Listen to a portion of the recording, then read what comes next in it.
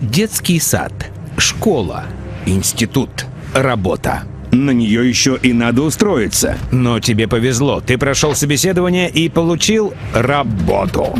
И вот ты работаешь 11 месяцев в году на хозяина. И у тебя есть отпуск. Такой долгожданный. Мгновение свободы, но только в то время, которое удобно компании. Ты полон решимости и целей. Мечта за мечтой мелькают в твоем сознании. Ты повторяешь: деньги — это свобода. В действительности, ты только что продал ее за деньги. Отныне твоя жизнь, твое время принадлежит не тебе. Свобода — нет такого слова в твоем алфавите. Это мир абсолютного большинства, 99% населения. Поздравляем, теперь ты раб. И твое назначение — создать хозяину свободное время, отдав взамен свое. Пришла пора открыто признать это, а не называть себя ценным специалистом, востребованным на рынке. Ты ничуть не ценнее для хозяина, чем негр на хлопковой плантации штата Миссисипи в 1700 году. Отличие лишь в том, что тебя не порют вожжами на конюшне за малейшую провинность, а отчитывают на ковре у хозяина и лишают премии. Бесправный винтик в чужом бизнесе, планах, которому не дано самостоятельно распоряжаться ни собой, ни своим временем. Винтик, который в любую секунду можно выкинуть и заменить на другой. А ведь тебя обязательно спишут.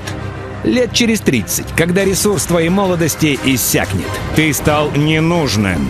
Крик души: «За что? Ведь я отдал всю жизнь хозяину!» «За деньги! Ведь ты продал, а не отдал!»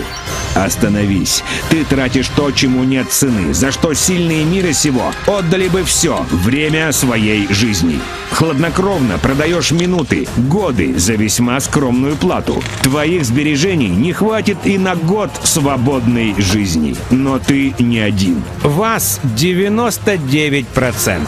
Вы все уникальны. И в завершении лишь одна мечта объединит вас. Проданная по дешевке молодость. Ты и хозяин. Вы оба создания из разных миров. Его мир — мир избранных, которые живут в сейчас, купаясь в роскоши, получают от жизни все. Все, чего пожелают.